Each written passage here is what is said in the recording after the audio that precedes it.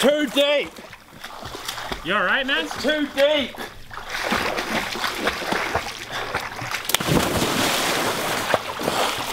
Put this under your arm.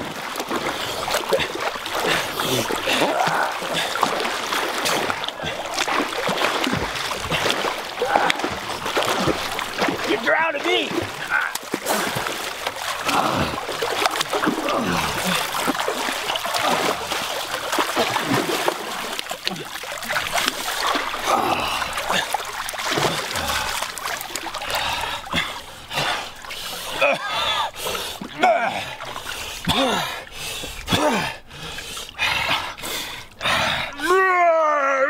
You're using the tongue. You're using the tongue. What can I say? You're using the It's the tongue. mullet.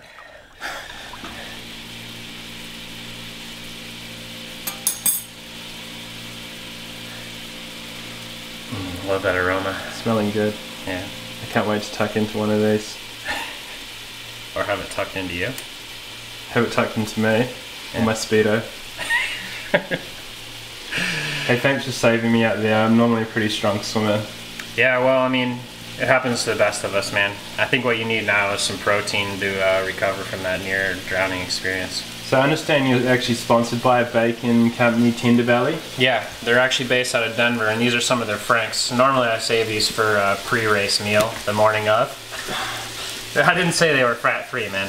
You gotta be careful with that oil. It's got a good little kick to it. Let's get these bad boys off here and carry on this interview, eh? Yeah, just throw them in Speedo, man. 2. Welcome to Cupcakes in Kona. Today we're lucky to have America's Ben Hoffman. Thanks, Ben. Thank you, Cal. No, you bet. Thanks for sort of rescuing me from before, filling me up some protein, bringing me back to life. Absolutely, man. I mean, it's the least I can do to keep this show going for everyone to watch. Someone's got to promote the pros. That's right. All right, so let's just touch upon a little background. You're a Colorado native, 5-time Ironman champion. This will be your 5th time out at Kona. How are you feeling? Yeah, I mean, I'm excited to be back. Kona's a special place, and I feel like I've learned a lot from my previous experiences, you know. I think I'm better prepared than I ever have been, so I'm excited to get out there and race against the best guys in the world. Good. Do you need me to rescue you again? Just had a mind blank a little bit. I'm still awestruck from before when I got rescued. Do you, maybe you should ask me how I think the race is going to play out. How do you think the race is going to play out?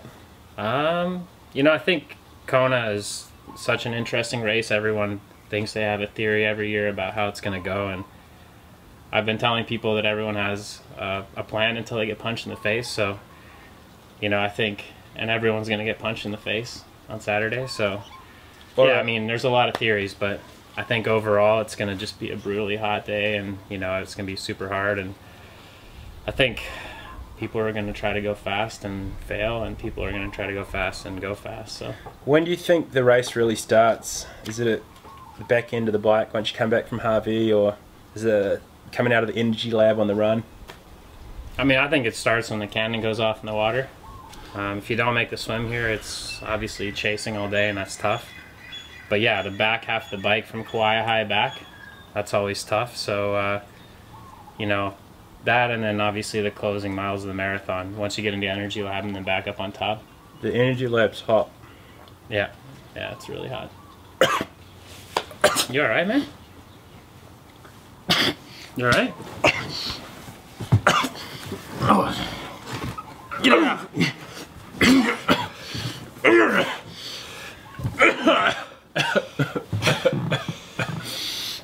2 times in one day.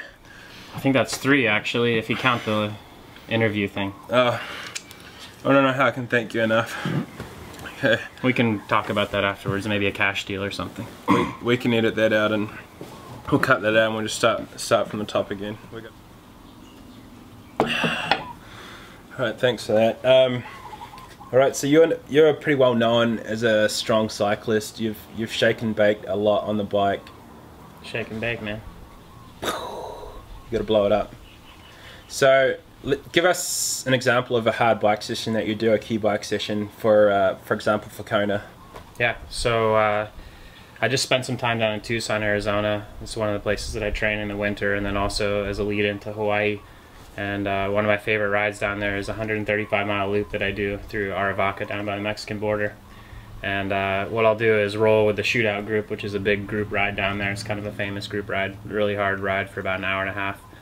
And then I'll go roll on my own until about the 3-hour mark, and then I'll do a 3 by 1 hour at Ironman effort to finish off the day. So that's kind of one of my biggest sessions that I do before the race. And what is Ironman effort? What sort of wattage is that for you, and how much do you sort of weigh?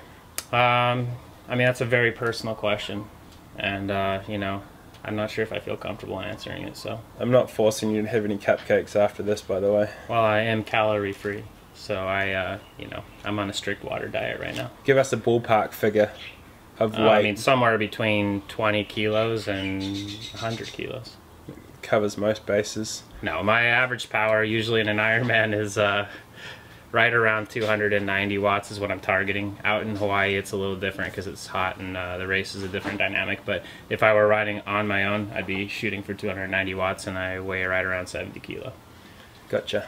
And so when an attack goes up the road, say someone, you know, a Euro Uber biker lays it down, do you throw your power out the window for a little while and just go with the race? Wait, is Andrew Starkowitz European? I'm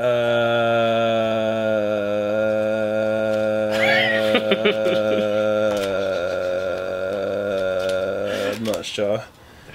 Tell me a little bit about your diet. You are the epitome of shredded most of the year as well, and could possibly have the most defined calf muscles I've ever ridden behind. Yeah, those are actually implants, but not a lot of people know that. But did you get them from the same hospital as Blind Roads? I don't know, man. Maybe. So apart from doing carb raises all day, yeah, my diet's pretty strict. I mean, I try to stay away from all calories. I'm on a strict water diet, so that's why you'll see me with my fuel belt a lot, just carrying the water around. It's the easiest way to stay lean, I find. Do you find that kind of difficult during the bike, where you're just sipping bottlefuls of air? You don't get any sort of bloated issues? Yeah, I mean, I find with just the water, you never come across any digestive woes. So when you're running through an aid station, you just yell for air? Well, water, yeah, there's air in water, but it's water. No, but in all seriousness, my diet is not crazy strict. I mean, I'll definitely indulge myself with cupcakes and whatnot from time to time, but you know, I try to eat a pretty clean diet. I wouldn't call it paleo per se, but you know, a lot of meat and vegetables and fruit, and not a whole lot of bread and dairy products and things like that. So, and so obviously, does the bacon fall under that category as well? Yeah, I mean, the tender belly relationship, like, it's been a really good one in my career, and you know, I find that stuff, apart from being good protein for recovery, it's also really something that can stand behind. I mean, it's, you know, humanely raised and clean product. It's not anything that's really disgusting like some of the meat out there. So yeah. Should I file my 3rd-degree fat burns lawsuit against you or Tender Belly? You would want to send that to them. I'm not responsible for those fat splashes on you. Better call Saul then.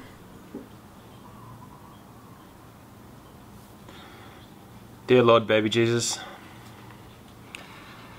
we thank you for providing this wonderful, bountiful harvest of exceptional cupcakes that were glistening in the Kona sun. Baby Jesus, I want to pray that the calories from these cupcakes can get the Hoff through the race in the weekend. Hey man, these are organic and local and calorie free and Shake vegan. And bake. Dear Lord, baby Jesus, I just want to thank you for the $6,500 of prize money this year, less 30% as a foreigner. Good to be an American. Hairy American winning machine. Baby Jesus, let me pray that we never have any more incidents for the remainder of tonight. There's only so many resuscitations I can take. Yeah man, I'm kind of done saving your ass. Amen. All right, Amen. Ben, thanks for opening up your house to us today. Thanks for having me, man. It was a pleasure. I just want to, just on a side note, thank you for just a couple of resources, because you never know who knows CPR and who doesn't. So It's what I do, man. I race triathlons and save lives. all the best for the weekend. I'll be out there giving you some time splits.